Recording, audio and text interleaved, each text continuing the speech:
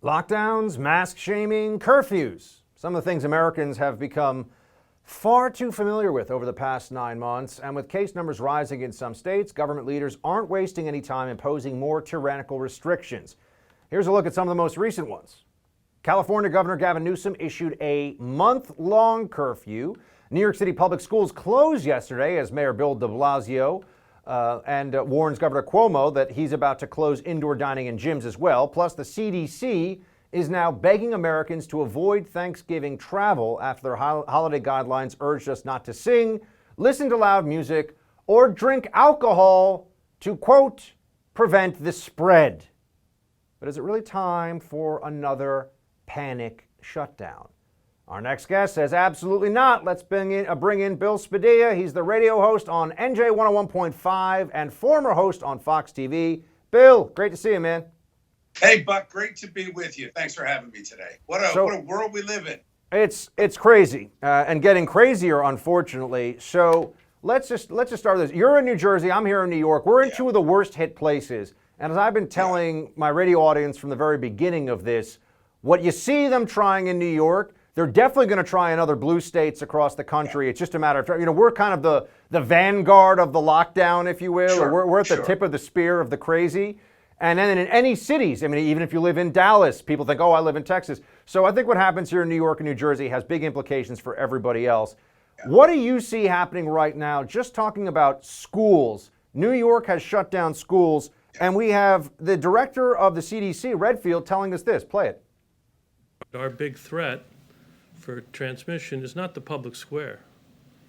It's small family gatherings where people become more comfortable. They remove their face mask and they get together, and it's this silent epidemic that begins to transmit. But it's not inter-school transmission. The truth is, for kids K through 12, one of the safest places they can be, from our perspective, is to remain in school. They've shut down schools. Yeah. Bill, you got the CDC director not just saying it's not dangerous. They're safer in school from COVID than they are at home. Yeah. What's going on?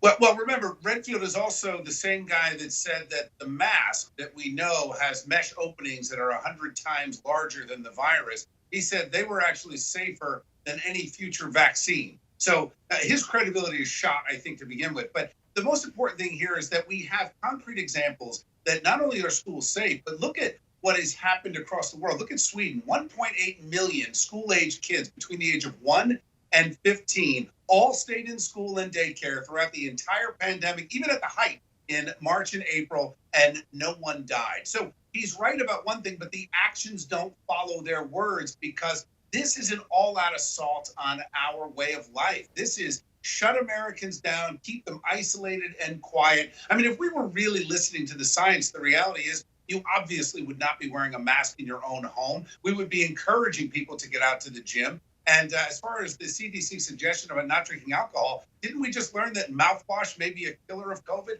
So, we've got so many mixed messages coming. But the biggest implication here is that kids are being hurt. And I would say this, Buck, that there are two sides to this. On one hand, you got to get the kids back in school. If this guy is saying it, why is every blue state governor not saying, okay, there you have it, the science, the medicine, keep the kids in school? But the other side of it is, it's how they are in school. The idea of children being isolated, distanced, masked, and being taught to fear one another. God forbid you hug your friend or go play ball outside or inside in the gym. You might kill someone's grandma.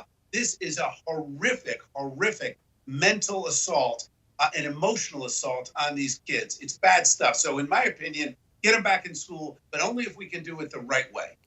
Bill, it seems like this time around, maybe because we've already been through one series of these lockdowns and heard many promises from public health authorities and projections and assertions and the modeling, and we've seen they're wrong a lot, and we've seen that if you take everything they say to the bank, you're going to end up bankrupt. So what I want to know is, why isn't there more of a pushback, and do you think there'll be a greater pushback this time around? We've got parents here in New York finally protesting closures. I feel like because we're now past the election, I know the election is not yet finished and determined, but because we're past the election, I keep going on radio here in New York City and telling everybody, look, I don't care what your political party is. This isn't really about that. It got turned into that during the election season.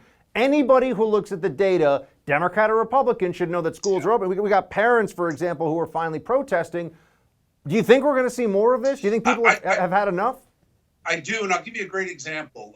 The chief of police in Howell, New Jersey, right in the heart of central Jersey, right at the Jersey Shore, the chief of police, Andrew Kudrick, yesterday sent a letter to his police officers and the entire police department staff and said, effectively, we are not going to respond to calls for mask violations and social distancing violations. That is not the role of their police department. And he, of course, was attacked by Governor Murphy for doing that. But the bottom line is that when you get the police officers who are charged with enforcing this nonsense, starting to push back and say, we're just not going to do it. We're hearing that the Boston police are doing the same thing, saying, you know what, this is not the right role for law enforcement. We're not here to be the mask police. And if you have a problem with somebody's COVID restriction violation, call the health department. We also saw this with Pat Lynch, who was courageous in his pushback to Mayor Bill de Blasio, forcing the mayor to hire his own watchdogs for COVID restriction violators, because they said, look, the NYPD is not going to do it. This is not our job. We are not going to pit officers of the law against average citizens, knowing full well that there is a very moral and legal question as to whether these governors and mayors even have the right to lock people down like this. We've got the mayor in Newark, New Jersey's largest city, calling for now a 10-day stay-at-home lockdown starting the Wednesday before Thanksgiving. It is a complete outrage. It's an affront to civil liberties, religious liberties, and economic liberties. I don't think it stands, and I think it's about time that cops across the country push back. We've seen a lot of this with sheriffs and local chiefs. We need to see more of it. I'll say this, Buck, I think this is truly the silent majority. People are fed up. They know the truth. COVID is the new flu. The survival rate is north of 99.99% if you're under the age of 40. And you look at those numbers and say, whoa, hold on a minute. I'm most likely going to be fine, not even sick if I get it. The idea that it's going to mutate and come back faster every single year tells us we just replaced the flu with COVID. We need to now get back to normalcy. And I do believe, yes, there will be pushback. And I'll tell you, Buck, when it comes to the schools, how many parents are struggling in New York and New Jersey to pay the mortgage, pay the taxes? The cost of living out here is outrageous. And you've got mom and or dad now having to play the role of teachers. Meanwhile, the teachers' unions are fighting to keep the same level of pension, same level of pay, same level of staffing, and parents are doing all the work. So and, it's a disaster. People like you and me, Bill, who are just trying to look at what we're learning, what we have learned during this, and spread factual information. I just want to share this with any of you saw this. I posted about the Danish study. This is a peer-reviewed scientific study. Facebook flagged it. Flagged it. I am not allowed to share. This is the same information was checked in another post by independent fact checkers. False information, they're saying. I'm actually sharing on Facebook a peer-reviewed 6,000 person study of mask protection in Denmark from scientists. No one denies it, and Facebook says, no, this is disputed. Okay. In that case, I guess people shouldn't know that wearing a mask this is now only for individuals, not for protecting others, which I know is the whole other debate. But if you're thinking that someone in a room with you who has the virus, you wear a little mask, you're going to be fine. This study said probably not. And it's a big study. You're right about that.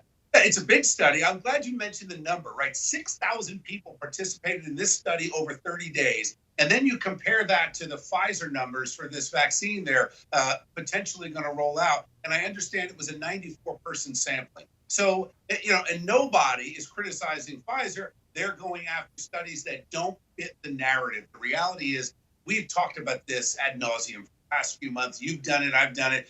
Many others out there saying, look, we know the masks don't work. You're giving people a false sense of security. We actually had the state epidemiologist, Anders Tegnell, in Stockholm for the Swedish government say the masks could actually be very dangerous because of the false sense of security. And, the idea that there are certain precautions that the CDC talked about for decades when it comes to the flu. Stay home when you're sick and gross. Don't sneeze on your friends and wash your hands. Basic stuff. Those are sensible guidelines. The minute we got into universal mask wearing, and somebody explained to me the difference between a 3-year-old and a 2-year-old. Right? 2-year-olds don't have to wear it, 3-year-olds do. And what happened to medical exemptions of all these people that have asthma and other breathing and respiratory illnesses that are not only uncomfortable? It's nuts. It's just arbitrary. It's just arbitrary nonsense being piled on top of arbitrary nonsense. But I'm glad there's some of us out there who are just all I'm doing is pointing out the absurdity and the contradictions, as are you. Not playing a doctor on TV, but can still know when someone's lying to me. Bill, great to see you out in New Jersey. Bill, appreciate you joining us. Thanks, Buck. Always good to be with you. Thanks. Hey, Team Buck, just want to say thanks so much for watching The First on YouTube. If you like this video, be sure to give it a thumbs up. And if you want to see more great content from The First, please click that subscribe button.